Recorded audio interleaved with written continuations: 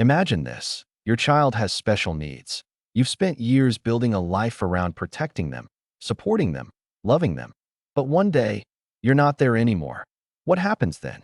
Does the government take over? Will your child lose access to benefits? Or worse, will someone mishandle the money you left behind? If you've ever stayed awake at night wondering about that, you're not alone. There's a powerful tool designed to give you peace of mind, the Special Needs Trust. But most people have no idea how it works or how it could save their child's future. And the worst mistake, setting it up the wrong way and accidentally ruining their access to government aid. Stick with me, because by the end of this video, you'll know exactly how a special needs trust works, who needs one, and the single mistake that could cost your child thousands of dollars. Let's begin. Number 1. What is a special needs trust really? At its core, a special needs trust, also known as an S&T, is a legal arrangement that lets someone with disabilities receive financial support without losing essential government benefits like Medicaid or Supplemental Security Income, commonly called SSI. Here's the issue. If a person with disabilities has more than around $2,000 in their name, they may lose eligibility for these benefits. So, imagine you leave them $10,000 in a regular will. You could actually harm them, but with a special needs trust, that money is set aside for their needs, things like medical costs, therapy, education, even entertainment, without being counted as their personal asset. You get the best of both worlds. Government support stays intact, and your child has extra resources to live a better life. Number 2. How does it actually work? Let's break it down simply. You, as a parent or grandparent, set up the trust. You put money or assets into it. The trust is managed by someone you choose, called a trustee. That trustee uses the money for the benefit of your child, but your child never directly controls the money. Why is this important? Because government programs check the beneficiary's bank accounts. If they see large balances, they can cancel benefits. But with an S&T, the money is owned by the trust, not by your child. Think of it like this. The trust is a financial guardian angel, always there to help, but invisible to the benefit systems. Number 3. The 3 types of special needs trusts. Yes, there's more than one kind. Let's break it down. First-party S&T. This is funded with the beneficiary's own money. Maybe they got an inheritance or a personal injury settlement. If that money goes into their personal account, goodbye benefits. But put it into a first-party S&T, they're protected. Theirs. A catch though, when the beneficiary dies, any money left might have to be paid back to the state for Medicaid services. Third-party S&T. This one is set up by family or friends, usually parents. It's funded with your money, not the beneficiaries. No Medicaid payback required. It's the most common for estate planning. Pooled S&T. This one is managed by nonprofit organizations. Funds from multiple families are pooled together and professionally managed. It's great for smaller amounts or when there's no individual trustee available. Quick example. Amy's daughter Emma has Down syndrome. Amy puts $50,000 into a third-party trust. Emma doesn't lose her Medicaid, and the trustee uses the funds for dental care, music therapy, and a new wheelchair ramp. Number 4. What can the trust pay for? The trust can't just hand out cash. That would ruin everything. But it can pay directly for things that improve the beneficiary's life. Here's a list of what's often covered. Medical and dental care, not covered by Medicaid. Education and training. Transportation, like a wheelchair van. Therapy, physical, speech, occupational, personal care attendance. Vacations, hobbies, and even electronics like tablets or smart speakers. Let's say the trust buys a laptop for your child. That's allowed. But if it just gives them $1,000 cash to buy it themselves, benefits could be jeopardized. The key rule: the trustee pays the provider directly, not the beneficiary. Number 5.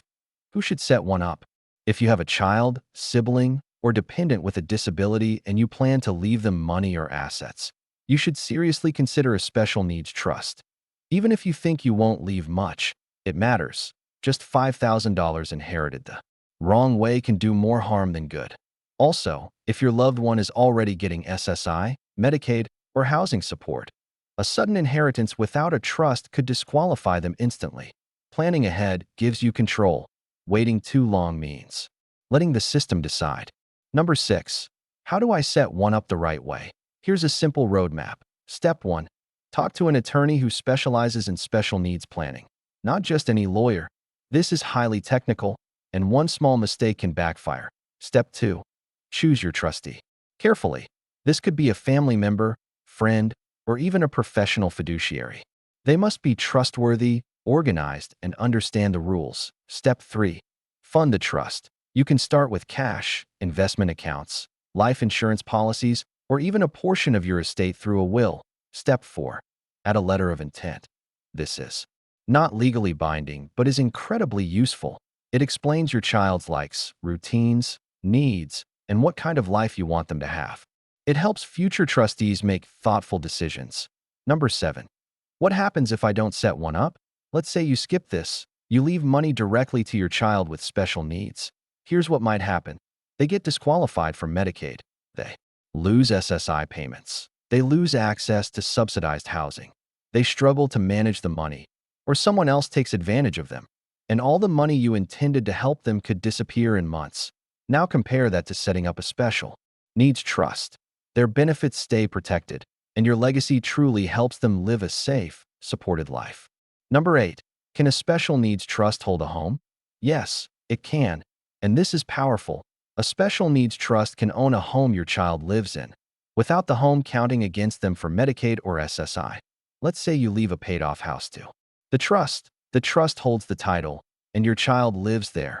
No disqualification. It's a way to provide safe, stable housing and keep it protected legally. But again, the trust, not the child, must be the owner. Number 9. What about life insurance and future money?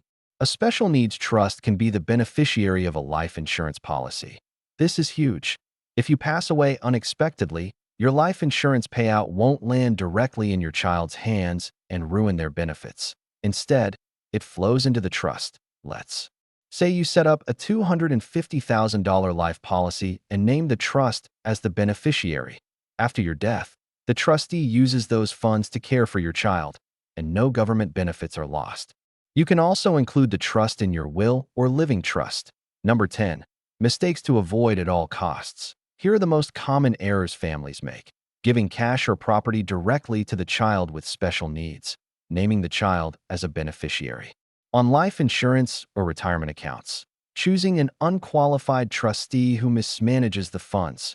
Not updating the trust as laws or life situations change. Trying to DIY the trust without legal help. Remember, this is about protecting someone who may not be able to protect themselves. Done wrong, it can ruin everything. Done right, it's a gift that lasts a lifetime. Number 11. When should you set up a special needs trust? The best time is now, before it's urgently needed. Many families wait until their child turns 18 or until they're older themselves, but that's a risky gamble. You don't need to be wealthy, retired, or facing a crisis to plan ahead. Even if your child is still young, setting up a trust early means you can build it gradually and adjust it over time. It also ensures that if something unexpected happens to you, your child won't face chaos. Example: Mike and Lisa started a trust when their son Noah was 8. They added to it every year, sometimes just $500 at a time. By the time Noah turned 21, the trust was well prepared to support him without touching government benefits. Number 12. How much does it cost to create one? The cost can vary depending on where you live and how complex the trust needs to be. On average, a professionally prepared special needs trust through an estate planning attorney might cost between $2,000 and $1,500. Yes, that can feel like a lot, but compare that to the lifelong support and benefit protection your child gains, and the potential thousands in lost benefits if done wrong. And remember, some nonprofit organizations offer lower-cost pooled trusts, which can be a more affordable option for smaller estates. Number 13. Can more than one person contribute to the trust? Absolutely. This is one of the most powerful aspects. Grandparents, aunts, uncles, family friends, they can all contribute to a third-party special needs trust you've set up. They can add money during their lifetime or include it in their will. Just make sure they know not to leave assets directly to your child. Instead, they should name the trust as the beneficiary. Example: Sarah's grandparents wanted to help with her future. They each set aside $10,000 in their estate plans to go into her trust. not directly to her. This way, Sarah stays protected and supported. Number 14. What happens to leftover money in the trust? That depends on the type of trust. If it's a first-party trust, any money left after the beneficiary's death may be claimed by the state too. Repay Medicaid costs. If it's a third-party trust, there's no Medicaid payback. You get to choose where the remaining funds go, maybe to other siblings, a favorite charity, or even to future generations. Planning this part is important, so your wishes are honored. Number 15. Can the trust own a car or other property? Yes, the trust can own more than just cash. It can own a car used to transport the beneficiary. It can own assistive equipment, like a mobility scooter or medical devices. It can even own stocks, mutual funds, and investment accounts, as long as the income and assets are managed properly. This is helpful when you're planning for more than just basic needs. You're planning for a full, enriching life. Example, the trust for Brandon, who has cerebral palsy, owns a modified van and pays for his transportation to and from art classes and therapy appointments. Number 16. What if my child becomes more independent over time? That's actually a good thing, and your trust can adjust accordingly. Special needs trusts are designed to be flexible. If your child grows, learns new skills, or becomes partially self-supporting, the trustee can shift how funds are used. For instance, funds can support part-time work needs, continuing education, or hobbies that help them thrive. The trust doesn't limit them, it empowers them. Number 17. What's the role of the trustee? The trustee is like the guardian of the money, and their job is crucial. They make all the spending decisions, handle legal and tax responsibilities, and ensure that distributions follow benefit rules.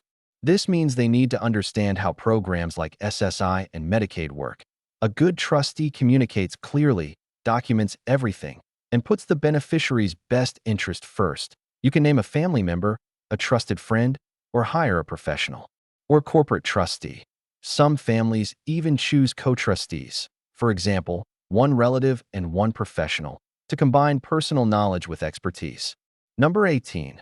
Can I change the trust later? With a revocable third-party trust?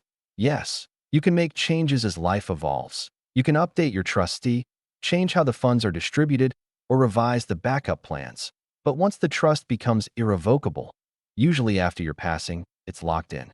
So it's wise to review your trust every few years or after major life events.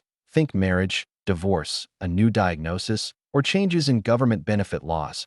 Regular updates keep the plan current and effective. Number 19. Are there any tax implications? Yes, and they matter. The trust itself may have to file its own tax return. Income earned by the trust, like from investments, is usually taxed. However, if the money is spent directly for the beneficiary, the tax burden might be lower. Using a tax-savvy trustee or consulting a CPA familiar with special needs trusts can help minimize unnecessary costs. The goal is to stretch every dollar as far as it can go to support your loved one's future. Number 20. How does this compare to an ABLE account? An ABLE account is another tool, and it works well with a special needs trust, not instead of it. ABLE accounts are savings accounts for individuals with disabilities that began before age 26. They allow limited contributions, up to $18,000 per year, and can be used for qualified expenses like housing, education, or transportation, but they have contribution and balance limits. A special needs trust has more flexibility, higher limits, and more control, especially for long-term planning. Smart families use both. For example, the trust can fund the ABLE account when needed, giving even more control and options. Your child deserves more than a few $1,000s in a bank account. They deserve safety, dignity, and joy, even when you're no longer around. A special needs trust can help make that possible. Now here's the question I'll leave you with. If something happened to you tomorrow, would your child be protected or left behind? Let me know your thoughts in the comments below.